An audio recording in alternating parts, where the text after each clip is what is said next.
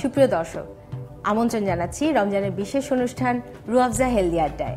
আমি নাইলা বাড়ি আছি আপনাদের সাথে, আর আজকে আমাদের সাথে আড্ডা দেওয়ার জন্য আছেন শহীদ সোহরাওয়ার্দী মেডিকেল কলেজ ও হসপিটালের ডায়াবেটিক্স ও থাইরয়েড হরমোনের বিশেষজ্ঞ ডক্টর এম এ হালিম খান। আমরা আজকে তার কাছ থেকে জানবো ডায়াবেটিক্স রোগীদের এই রমজানের সময় কি কি ধরনের ডায়েট হওয়া উচিত। স্যার কেমন আছেন? আছি আলহামদুলিল্লাহ। আমি যে বিষয়টা নিয়ে আসলে জানতে চাচ্ছিলাম যে ডায়াবেটিক্স রোগীদের ডায়েট নিয়ে এই রমজানে কিভাবে তারা প্ল্যান করবে, এটা নিয়ে যদি বলতেন। আপনাকে অনেক ধন্যবাদ। আসলে প্রথমে হলো ডায়াবেটিস রোগীদের ডায়েট, তারপরে রমজান, দুটি বিষয় আমি একটু আলাদা আলাদা করে বলতে চাই। ডায়াবেটিস রোগীরা এমনিতে রমজান ছাড়া 3 বেলার খাবারটা 6 বেলা ভাগ করে খাবেন। কারণ হলো আমরা বলি স্মল ফ্রিকুয়েন্ট মিল। কারণটা হলো যে ডায়াবেটিস যাদের থাকে তাদের শরীরে ইনসুলিনের অভাব থাকে। তাহলে একবারে পেট ভরে খেলে যে পরিমাণ সুগার বাড়ে সেটাকে কমানোর জন্য যথেষ্ট পরিমাণ ইনসুলিন রোগীর শরীরে থাকে না। সেই জন্য অল্প অল্প করে যদি উনি খান তাহলে অল্প পরিমাণ সুগার বাড়বে এবং সেটাকে কমানোর জন্য ইনসুলিন আমরা তার শরীরে আছে অথবা আমরা বাইরে থেকে সাপ্লাই দিয়ে আমরা সহজেই সুগারটা কন্ট্রোল করতে পারব। দ্বিতীয় কথা হলো খাবারের সময় এবং পরিমাণ সম্পর্কে সবসময় সজাগ থাকতে হবে। আর হলো মাটির উপরে যে সবজিগুলো হয় সেগুলো ইচ্ছে মতো খেতে পারবেন। মাটির নিচের সবজিগুলোর ক্ষেত্রে সিলেক্টিভলি খেতে হবে এবং কম পরিমাণ মতো খেতে হবে। আপনি বোধহয় কালারের কথাও বলছিলেন। হ্যাঁ, কালার অবশ্যই খুব গুরুত্বপূর্ণ সবজি এবং ফলের ক্ষেত্রে। যে ফল এবং সবজিগুলো খুব বেশি টাটকা কালার মানে লালচে কালার হবে, যত বেশি গাঢ় লাল তত বেশি ডায়াবেটিস রোগীর জন্য খারাপ। আর যত কালারটা কমতে থাকবে, যেমন হলুদ, কমলা, তারপরে হলো সবুজের দিকে যাবে, যত সবুজ তত ভালো। আচ্ছা, কিন্তু কারণটা কি? কারণটা যদি একটু ব্যাখ্যা করতেন। না, কারণ তো এগুলোর ইনগ্রেডিয়েন্ট এর জন্য, আসলে এগুলোর ভিতরে যে ইনগ্রেডিয়েন্ট আছে সেগুলোর জন্য দেখা যায় যে রঙিন আসলে হ্যাঁ রঙিন সবজি খুব তাড়াতাড়ি হজম হয়ে যায়, যার ফলে আমাদের শরীরে গ্লুকোজটা চলে যায়, গ্লুকোজ বেড়ে যায়। আর সবুজ সবজিটা একটু ধীরে ধীরে হজম হয়। হ্যাঁ, খাবারের মধ্যে আরো মিষ্টি জাতীয় খাবার পরিহার করতে হবে। আমরা ডায়াবেটিক্স কাউন্সিলিং নিয়ে একটা কথা বলছিলাম যে আসলে ডায়াবেটিক্স রোগীদের একটা বড় পোরশন বলে যে আমি কিছুই খেতে পারি না, আগে আমি যে পরিমাণ খেতাম তার কতটুকু অংশ খাই, এখন এতটুকু খাই, তারপর আমার ডায়াবেটিক্স কমে না। এই ব্যাপারে যদি কিছু খাবারের ব্যবস্থা নিয়ে একটু বলি যে ডায়াবেটিস রোগী কিন্তু কম খেলে চলবে না, এটা একটা ভ্রান্ত ধারণা আমাদের সমাজে। না, আমি এই যে কম খাওয়ার জায়গায় যদি পোরশনের ব্যাপারটা বলি, অনেকে হয়তো 2 প্লেট ভাত খেতেন, তাকে বলা হয়েছে একদম 1 কাপ ভাত মেপে খাওয়ার জন্য। এবং যেটা হয় খাবার সামনে টেবিলে ছড়ানো, তখন আমরা যখন খাই ওই সময় আমাদের মনে হয় যে যত ইচ্ছা তত খাই, যতটুকু ভালো লাগে, যত সময় ভালো লাগে তত খাই। কিন্তু ডায়াবেটিস রোগীদের তো একেবারে পরিমাণ মতো দেওয়া হয় এবং তাদেরকে একটা বই দিয়ে দেওয়া হয়, বই অনুযায়ী তারা করে। ওটাই তাদের মানসিকভাবে অনেক বড় একটা স্ট্রেস ফেলে যে আমাকে বোধহয় খেতে নিষেধ করা হয়েছে। যেমন আম, কতটুকু পোরশন আম খাবে, এই ব্যাপারে আপনার একটা বেশ বড় মানে গবেষণা আছে, আপনি যদি বলেন। আম নিয়ে আসলে যে আমরা যেটা বলি যে ডায়াবেটিসের যে বইগুলো বাজারে পাওয়া যায়, হয়তো লেখা আছে যে অর্ধেকটা আঁটিচার আম একজন ডায়াবেটিস রোগী খেতে পারবে, কিন্তু এটাই আসলে শেষ কথা নয়। কারণ এটা আসলে কি আম? যেমন ধরেন যে আমরা আমাদের দেশি আমগুলো অর্ধেকটা উনি হয়তো খেতে পারবে, সেটা যদি ফজলি আম হয় সেটা কি অর্ধেকটা খেতে পারবে? পারবে না। আশ্বিনী আম উনি হয়তো 2টা খেলেও কোনো সমস্যা নেই। আবার আম্রপালি একটা আম পাওয়া যায় খুব ছোট, প্রচন্ড মিষ্টি, অনেক মিষ্টি, সেটা কিন্তু উনি অর্ধেকটাও খেতে পারবেন না। তাহলে আসলে আম কতটুকু খাবে সেটা নির্ভর করে আসলে ওই আমের মিষ্টতা কতটুকু সেইটার উপরে, মানে আমের ধরন অনুসারে উনি সিলেকশন করবেন। আর ডায়াবেটিক এডুকেশন যেটা আপনি বলছিলেন যে একটা ডায়াবেটিক এডুকেশন দেওয়ার অর্থ এই যে একজন ডায়াবেটিসে আক্রান্ত মানুষকে পরিমিতি বোধ সম্পর্কে সজাগ করা। যেমন ধরেন যে আম কোনটা খেলে কতটুকু বাড়বে, একজন ডায়াবেটিস রোগীর ভিতরে সেই এটা পরিমিতিটা জাগ্রত করা। কিন্তু তারপরেও দেখা যায় যে পরিমাণ জিনিসটার কথা আসার সাথে সাথে মানুষের মনের মধ্যে এক ধরনের সংকীর্ণতা তৈরি হয় যে আমি আমার প্রয়োজনীয় খাবারটা খেতে পাচ্ছি না। কিন্তু তাদেরকে যদি ওইভাবে কাউন্সিলিং করা যায় সময় নিয়ে, একটু বেশি সময় নিয়ে, এই ক্ষেত্রে আপনি কোথায় সাজেস্ট করেন যে তারা কোথায় যাবে, কতক্ষণ ধরে কাউন্সিলিং করবে, এই ব্যাপারে আপনি কি? আচ্ছা, এটা ডায়াবেটিক কাউন্সিলিং আসলে একটা বিশাল বড় একটা ব্যাপার।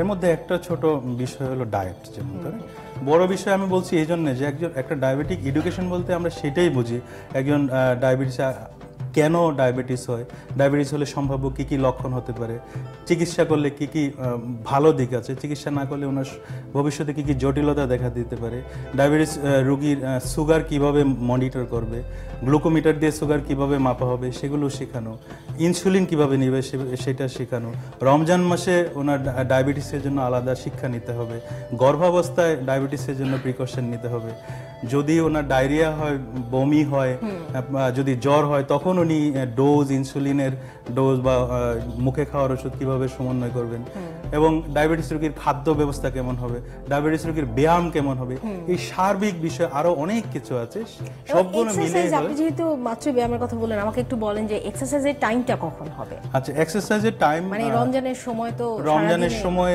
না, রমজানের সময় দিনের বেলা এক্সারসাইজ করার দরকার নাই, এরকম কোনো রিকমেন্ডেশন নাই। তবে যদি তারাবির নামাজ কেউ আদায় করেন তাহলে তাকে আলাদা করে এক্সারসাইজ না করলেও চলবে, অসুবিধা নেই। আর কেউ যদি করতে চান তাহলে অবশ্যই সেটা রাতের বেলা করতে হবে, সেটা ইফতার খাওয়ার 1 ঘন্টা পরে করতে পারেন, অথবা তারাবির নামাজ পড়ে উনি যখন বাসায় আসবেন হয়তো হেঁটে একটু ঘুরে ফিরে বাসায় আসলে সেভাবে উনি করতে পারেন খুব সহজেই আর কি। আচ্ছা, তার মানে আমাদেরকে খুব বেশি সময় আসলে এক্সারসাইজ করার দরকার নেই, কারণ এমনিতেই তো গ্লুকোজ কমে যাচ্ছে, ফলে ক্যালোরির অভাব হয়ে যায়। আরেকটা বিষয় হলো যে দরকার নাই বলতে আসলে রোজার সময় যদি কেউ তারাবির নামাজ আদায় করেন তাহলে তারাবির নামাজেই ওনার এক্সারসাইজটা হয়ে যায়, এই জন্য আসলে আলাদা করে দরকার নেই। যাক, দর্শকরা আজকে নিশ্চয়ই আপনার কথা থেকে অনেক ধরনের তথ্য জানতে পারলো।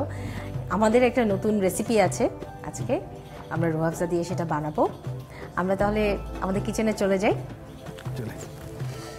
রুহ আফজা দিয়ে যেহেতু হবে তাহলে নিশ্চয়ই ভালো কিছু হবে। হ্যাঁ, সেটা তো বটেই। আমার কাছে চলে এসেছে রুহ আফজা ফালুদার সব ইনগ্রেডিয়েন্টস। আসুন আমরা তাহলে এটা বানিয়ে ফেলি। আমার কাছে এখানে আছে রাইস নুডলস। প্রথম যেটা করতে হবে, একটা গ্লাস নিতে হবে, পরিষ্কার করে একটা গ্লাস নিতে হবে। এরপরে সামান্য একটু rice noodles. Looks very nice না? প্রথমে এটা আমরা দেব। এটাতে কার্বোহাইড্রেট আছে। হ্যাঁ, এটাতে আছে ডায়াবেটিস রোগীদের প্রথম যখন ইফতার করবেন খুব উপকারে আসবে এটি খেলে। তকমা দানা বা বেসিল সিড, ভেষজ উপাদান অল্প দিয়ে দিলাম। এবার 3টা আঙুর। যাদের কিডনি ভালো আছে, ডায়াবেটিস রোগী, তারা কিন্তু এমনিতে 1 বা 2টি ফল খেতে পারেন, আঙ্গুর খেতে পারেন, তবে খুব বেশি পরিমাণ খাওয়ার ক্ষেত্রে সাবধানতা অবলম্বন করতে হবে। এখানে আমি একটু মিল্ক, এই মিল্কটা হচ্ছে একটু ঘন করা মালাইয়ের মতো মিল্ক, এখানে আমি রুহ আফজা দিয়ে মিক্স করে নেব।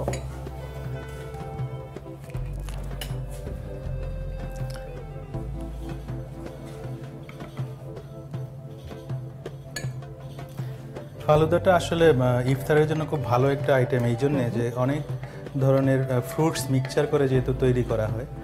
আমরা বলি যে যাদের ডায়াবেটিস আছে বা নাই, সবাই যদি একটি ফ্রুট সালাদ আসলে ইফতারের সময় রাখেন তাহলে তার প্রয়োজনীয় নিউট্রিয়েন্টস এবং ভিটামিনসগুলো পাবেন ওই ইয়েগুলো থেকে, মিক্স সালাদ থেকে। খুব ঘন করে দুধ আছে,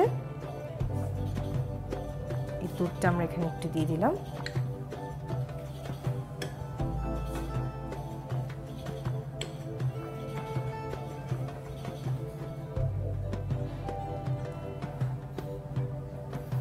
এবার এটার সাথে একটু আম দিয়ে দিলাম। আম নিয়ে কথা বলেছি আমি, মোটামুটি ধরনের মিষ্টতা আছে যে সমস্ত আম, সেগুলো ডায়াবেটিস আক্রান্ত যারা, তারা হয়তো সিলেক্ট করতে পারেন ফালুদা বানানোর সময়। জি, কিন্তু আম না এমনি এমনি খাওয়ার একটা আলাদা মজা আছে, যত কথাই বলেন। তো অবশ্যই, এবং এটা হচ্ছে আমাদের দেশের একটা ট্রেডিশন। আমরা চাইলেও ওই আমের যেই ট্রেডিশনটা আছে ওইটা থেকে বেরোতে পারবো না। না, এমনিতে ডায়াবেটিসে আক্রান্ত মানুষের জন্য আম খাওয়া নিষেধ নাই, কিন্তু আমি একটু আগে যে কথাগুলো বললাম এই কথাগুলো একটু সতর্কতার সাথে একটু অনুসরণ করতে হবে। এবার আমরা এটার উপরে স্রেফ বরফটা দিয়ে দিব। এই গরমে বরফটা অনেক কাজে দিবে। আর ড্রেসিং করার জন্য শুধু তাই না, এটা যেহেতু কনসেন্ট্রেটেড সুগার, সো এটা একটুখানি দিলে বেশ সুন্দর একটা কালার আসবে, দেখতেও ভাল লাগবে, খেতেও মজা লাগবে।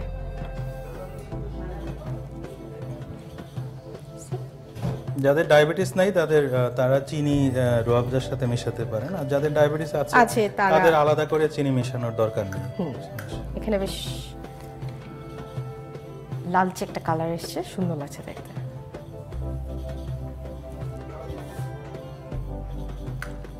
হয়ে গেল আমাদের রুহ আফজা দিয়ে বানানো ফালুদা। চমৎকার হয়েছে মনে হচ্ছে, দেখতেও অনেক সুন্দর লাগছে। স্যার, আপনি আমাদের প্রোগ্রামে আসার জন্য আপনাকে অসংখ্য ধন্যবাদ। আপনাকে অসংখ্য ধন্যবাদ এবং হামদাদকে অনেক ধন্যবাদ। কিন্তু আপনার জন্য একটা ছোট্ট উপহার আছে, তারপরে আপনি হামদাদকে একটা থ্যাঙ্কস দেবেন।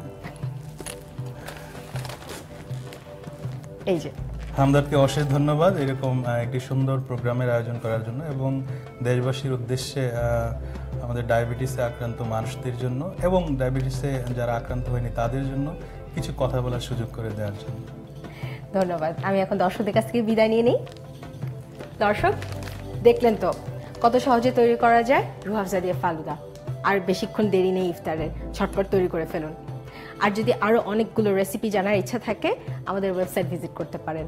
ওয়েবসাইট অ্যাড্রেস হলো www.ruhafza.com.bd। আমাদের ফেসবুকে লাইক দিয়ে জেনে নিন আরও কিছু রেসিপি। হামদর্দ, রুহ আফজা। আমি নাইলা বাড়ি আজকে এখান থেকে বিদায় নিচ্ছি, আবার দেখা হবে। আল্লাহ হাফেজ।